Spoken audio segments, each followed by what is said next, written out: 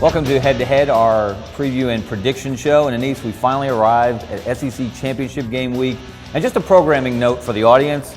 Yes, I did say that if Auburn had beaten Alabama, it would have been the biggest upset in Iron Bowl history. And yes, I do believe if Florida beats Alabama, it will be the biggest upset in SEC Championship Game history. But this is not a rerun. No one ever confused Gus Malzahn and Jim McElwain.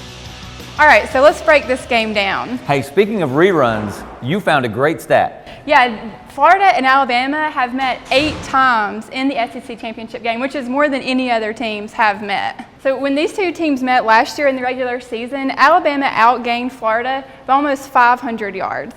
I don't see it being quite that bad this year. Florida actually has a really good defense. Their stats are pretty similar defensively to Alabama this year.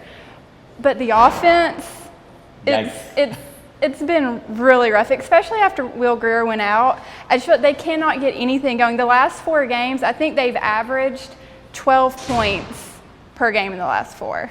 My thought is they may have scored their last touchdown of the season already. But you're right, Anise. This is a respectable defense. Now, they did have trouble stopping Leonard Fournette and the LSU running game earlier in the season, but it is a good defense. Jeff Collins knows what he's doing as a defensive coordinator. He gave Alabama some troubles when he was at Mississippi State before he joined Jim McElwain in Gainesville. But the big difference in this Florida team, Nick Saban asked the other day, how did Florida go 10-2? How did they beat the Ole Miss team that beat Alabama? I'll tell you how. They had Will Grier at quarterback, as you mentioned. They are a completely different offense with Treon Harris back there, and they're just not the same. They don't have a big-time running back. They're just okay in the running game. They've got a couple of dangerous receivers who, if you throw it up, maybe one of them, a la Jason Smith, might be able to tip it to himself and run it in for a long touchdown, but that may be the only way they can score.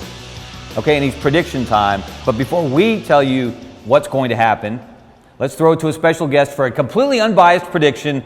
Take it away, John Parker Wilson.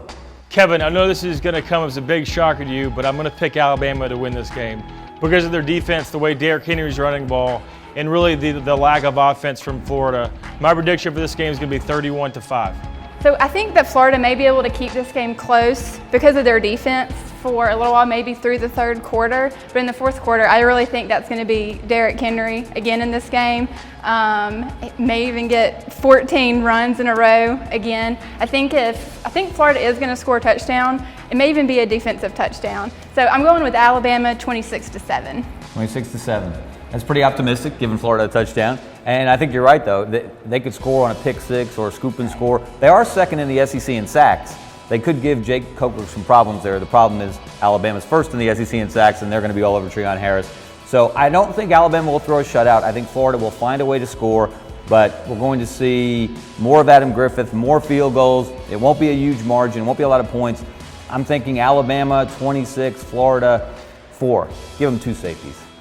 You mentioned earlier that this is the 8th time that Alabama and Florida will have played in the SEC Championship game. This will be the 8th time I've seen them play in person in the SEC Championship game, going all the way back to Legion Field in 1992.